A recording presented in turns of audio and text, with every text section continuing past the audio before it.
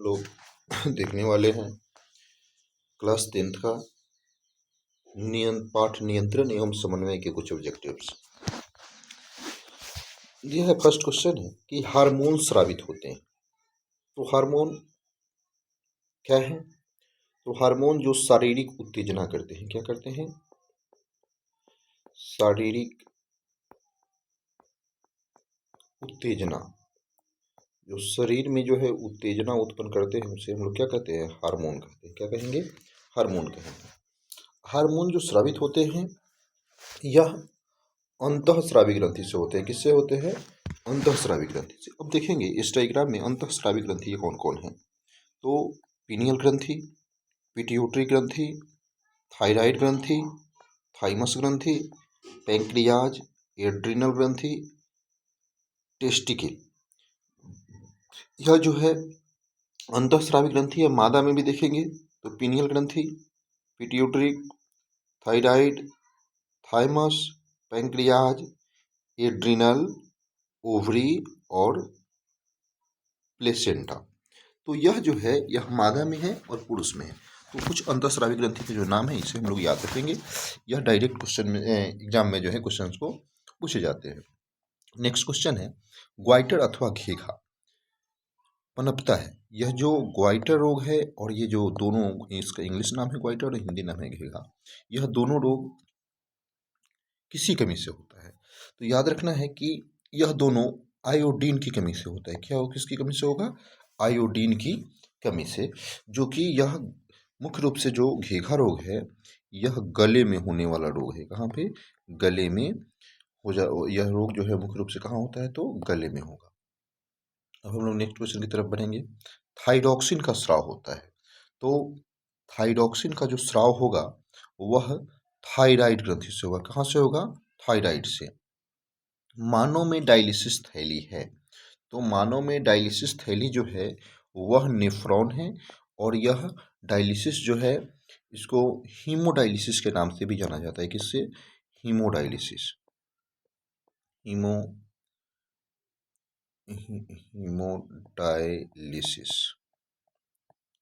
Haemodialysis तो haemodialysis है यानी कि रंगों का ब्लड को जो है कृत्रिम रूप से निकाल करके और पुनः मशीन के द्वारा शरीर में पुनः साफ करके प्रवेश कराना, यह जो है हीमोडायलिसिस है। तो हीमोडायलिसिस जो शरीर में है वह नेफ्रॉन है। क्या है? नेफ्रॉन। नेक्स्ट क्वेश्चन, भोजन का पचना किस प्रकार की अभिक्रिया है? तो भोजन का जो पचना है वह उपचयन, क्या है? उपचयन अभिक्रिया है। कौन सी अभिक्रिया है? उपचयन अभिक्रिया। कौन सा पादप नियंत्रण फल बेचने वाले द्वारा उपयोग किया जाता है? तो इथाइलिन, याद रखिएगा, इथाइलिन। तो कौन सा पादप नियंत्रण फल बेचने वाला द्वारा उपयोग किया जाता है? फल बेचने वाला उपयोग करता है किस लिए? तो यह फल को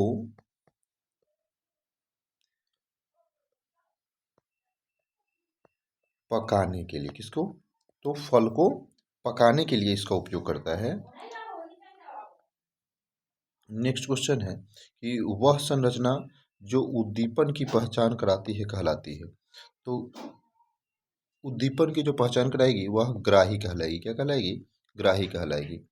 निम्नलिखित में से कौन सी एक अंतःस्रावी और बाह्यस्रावी ग्रंथि दोनों प्रकार की होती है? तो याद रखिएगा कि अंतःस्रावी और बाह्यस्रावी जो है ग्रंथि अग्नाशय कहते हैं। क्या होगा? अग्नाशय। ये जब दोनों होती है तो इसे हम लोग एक नाम और जानते हैं, याद रखना है इसको। क्या बोलते हैं हम लोग? मिश्रित ग्रंथि। क्या बोलेंगे? मिश्रित ग्रंथि। मिश्रित ग्रंथि भी बोले तो अग्नाशय होगा, या इसका एक और नाम है जो इंग्लिश नाम है आपका पैंक्रियाज। क्या है? पैंक्रियाज। ये मिश्रित ग्रंथि कहेंगे या अंतःस्रावी या बाह्यस्रावी दोनों प्रकार की जो है काम करती है। यह है कौन सी कौन सी अंतःस्रावी ग्रंथि वृक्क के दोनों ओर ऊपर स्थित होते हैं? तो एड्रिनल कौन होता है? यह एड्रिनल होता है। इसकी स्थिति जो होती है वृक्क के ऊपर होती है। जीवों में ध्वनि ग्रहण करने के लिए संवेदी अंग। तो जीवों में जो ध्वनि को हम लोग ग्रहण करते हैं इसे श्रवणग्राही कहा जाता है, जो उसको हम लोग कान बोल सकते हैं, कान। श्रवण ग्राही है। वृकक के ऊपर स्थित अंतःस्रावी ग्रंथि, जो वृकक के ऊपर स्थित होगा वह अंतःस्रावी ग्रंथि तो अधिवृकक होगा। क्या होगा? अधिवृकक। अधिकतर पादप नियंत्रण उत्पन्न होते हैं तो बढ़ते तने के अग्रभाग पर, बढ़ती जड़ के अग्रभाग पर। तो याद रखना है, और फ्लोएम के संवाहनी नालिका पर। तो याद रखना है ए और बी दोनों, यानी कि तना बढ़ती तने में भी रहता है और जड़ के भी अग्रभाग में रहता है। यह बीज रहित फलों के बनने को कहते हैं। जो बीज रहित फल होता है उसके बनने को हम लोग कहते हैं तो अग्र प्रभाविका। क्या बोलेंगे? तो अग्र प्रभाविका बोलेंगे। नेक्स्ट, निम्नलिखित में कौन सा पादप हार्मोन है? तो पादप हार्मोन, तो याद रखना है पादप हार्मोन जो है वह आपका साइटोकाइनिन है। क्या है? साइटोकाइनिन। नेक्स्ट क्वेश्चन, दो तंत्रिका कोशिका के मध्य खाली स्थान को हम लोग क्या कहते हैं? तो यह क्वेश्चन इसका दिया है सिनेटिक दरार, या इसे हम लोग सिनेप्स के नाम से जानते हैं। ठीक है, तो अधिकतर जो है सिनेप्स पूछा जाता है, नहीं तो हिंदी में पूछे तो इसको सिनेटिक दरार के नाम से हम लोग जानते हैं। मस्तिष्क उत्तरदायी है, तो मस्तिष्क जो है उत्तरदायी है, इसका काम है सोचने के लिए, यह भी सही है। हृदय स्पंदन के लिए सही है। शरीर के संतुलन बनाए रखने के लिए भी सही, यानी कि उपरोक्त सभी इसका आंसर हो जाएगा।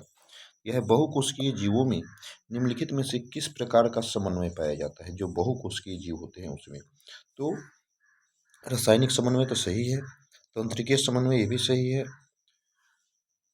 उपयुक्त दोनों, तो उपयुक्त दोनों हो जाएगा।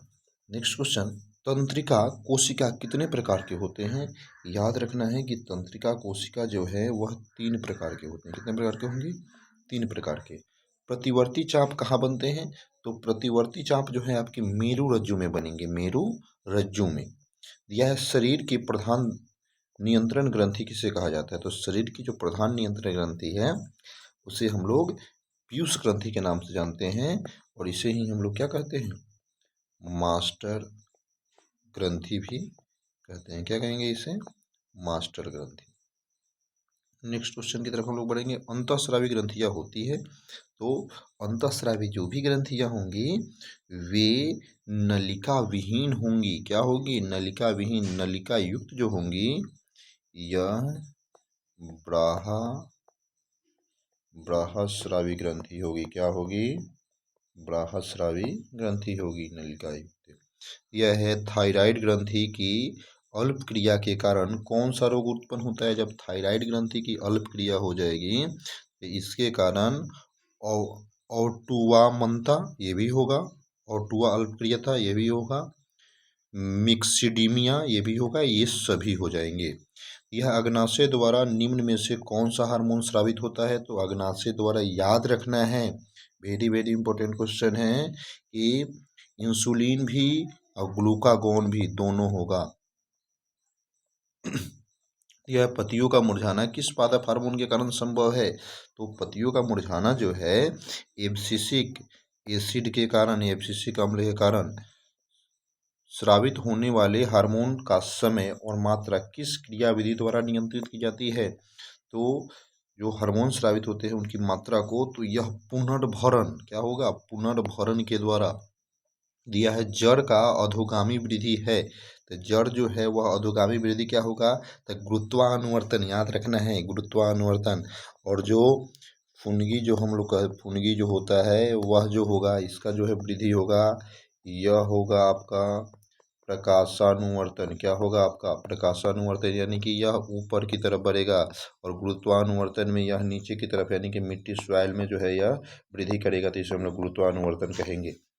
चलिए नेक्स्ट, पॉन्स मेडुला और अनुमस्तिष्क है, तो पॉन्स मेडुला और अनुमस्तिष्क जो है ये पार्श्व मस्तिष्क का हिस्सा है। नेक्स्ट, निम्नलिखित में से कौन सी अनैच्छिक क्रिया नहीं है? तो याद रखना है कि अनैच्छिक क्रिया नहीं है, तो अनैच्छिक क्रिया नहीं होगा तो चबाना होगा। तो चबाना अनैच्छिक क्रिया का मतलब वैसी क्रिया जिसमें जो शरीर के द्वारा किया जाता है, जो याद रखिए कि मेरे द्वारा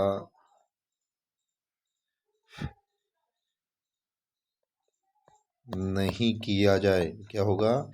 मेरे द्वारा नहीं किया जाए।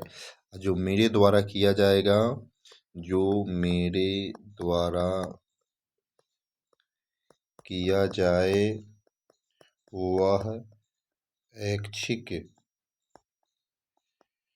ऐच्छिक क्रिया है। क्या है? ऐच्छिक क्रिया है। दिया है ऑटो ग्रंथि को थाइरोक्सिन हार्मोन बनाने के लिए आवश्यक है। तो याद रखने का, जो ऑटो ग्रंथि है उसको थाइरोक्सिन हार्मोन बनाने के लिए सोडियम की आवश्यकता होती है। मस्तिष्क का कौन सा भाग शरीर की स्थिति तथा संतुलन का अनुरक्षण करता है? तो याद रखना है कि मस्तिष्क का वह भाग जो है अनुमस्तिष्क कहलाता है। क्या कहलाएगा? अनुमस्तिष्क आपका जो है कहलाएगा, अनुमस्तिष्क कहलाएगा। नेक्स्ट क्वेश्चन, पादप हार्मोन साइटोकिनिन सहायक है।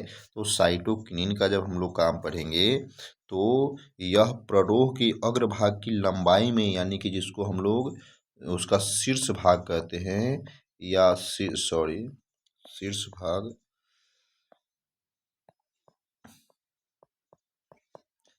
भाग, या जिसे हम लोग फुनगी के नाम से जानते हैं, उसके प्रारोह में जो है यह सहायता करेगा। दिया है अनुकुचन गति किस पौधे पर प्रमाणित की जाती है? तो अनुकुचन जो गति है यह छुई मुई के पौधा होता है, उस पर जो है प्रभावित की जाती है। यह वृक्क किस तंत्र का भाग है? तो याद रखिएगा कि वृक्क उत्सर्जन तंत्र का भाग है। कहाँ का है? उत्सर्जन का। इंसुलिन की कमी से कौन सा रोग होगा? तो इंसुलिन की कमी से जो है आपका मधुमेह रोग होगा, मधुमेह। इंसुलिन का स्राव अग्नाशय की बीटा कोशिका से होता है। कहाँ से होगा? अग्नाशय की बीटा कोशिका, अग्नाशय की बीटा सेल से, अग्नाशय की बीटा सेल से होगा। यह खोपड़ी के अग्र सिरे पर स्थित न्यूरॉन को शरीर के विभिन्न भागों से प्राप्त की जाती है। तो यह कहाँ से प्राप्त किया जाएगा? संकेत के रूप में। कहाँ? संकेत के दिया। ऑटो ग्रंथि को थाइरोक्सिन हार्मोन बनाने के लिए आवश्यक है। तो ऑटो ग्रंथि को आयोडीन की आवश्यकता होती है। दिया है लीडिंग कोशिकाएं कहाँ मिलती है? तो लीडिंग कोशिकाएं जो है वृषण में मिलेंगी। कहाँ मिलेंगी? वृषण में। दिया है ऑक्सिन पादप हार्मोन पौधे की किस क्रिया में सहायक होता है? तो ऑक्सिन का काम है वृद्धि, इसमें वृद्धि में। दिया है तंत्रिका तंत्र का भाग है। तो तंत्रिका तंत्र का जो है भाग है, मस्तिष्क भी है, रीढ़ भी है, रज्जु भी है। तो इनमें से सभी तंत्रिका, क्योंकि तंत्रिका तंत्र का मुख्य काम जो है, इसका हम लोग जब काम देखेंगे, जब इसके हम लोग काम की तरफ बढ़ेंगे तो मुख्य काम है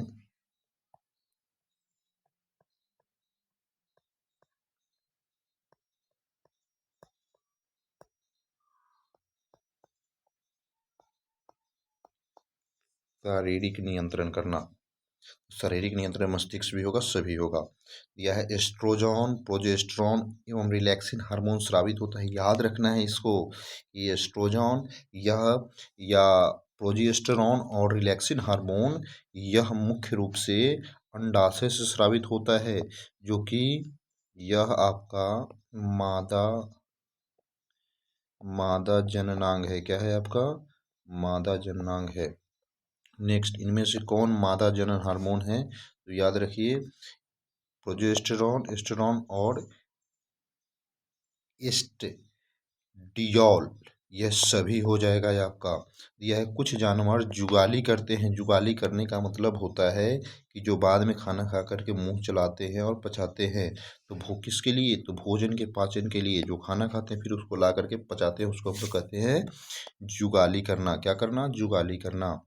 दिया है रुधिर दाब तथा हृदय स्पंदन किस हार्मोन के द्वारा होता है? तो याद रखिएगा कि एड्रिनल कौन होगा? एड्रेनलिन ना, यह हार्मोन के द्वारा होता है। हमारे शरीर के विभिन्न जैविक कार्यों का नियंत्रण होता है। तो जो भी जैविक कार्य होगा उसका नियंत्रण कौन करेगा? तंत्रिक एवं रसायन द्वारा, तंत्रिका के द्वारा और रसायन के द्वारा। एब्सिसिक एसिड किस तरह का रसायन है? तो एब्सिसिक एसिड जो है वृद्धि रोधक इसे कहा जाता है, वृद्धि रोधक हार्मोन या वृद्धि रोधक जो पौधे में काम करता है। यह बीज रहित पौधे के उत्पादन में सहायक होता है। तो जो बीज रहित पौधे हैं उसमें सहायक होगा तो ऑक्जिन एवं जिबरेलिन्स दोनों दिया है। इनमें से कौन फल पकाने में, तो फल पकाने में हार्मोन जो है एथिलीन है, फल पकाने वाला हार्मोन, जिसे हम लोग ये फल पकाने वाला हार्मोन, या यह गैसीय रूप में पाया जाता है। किस रूप में? एक मिनट। या यह गैसीय रूप में पाए जाने वाला हार्मोन है।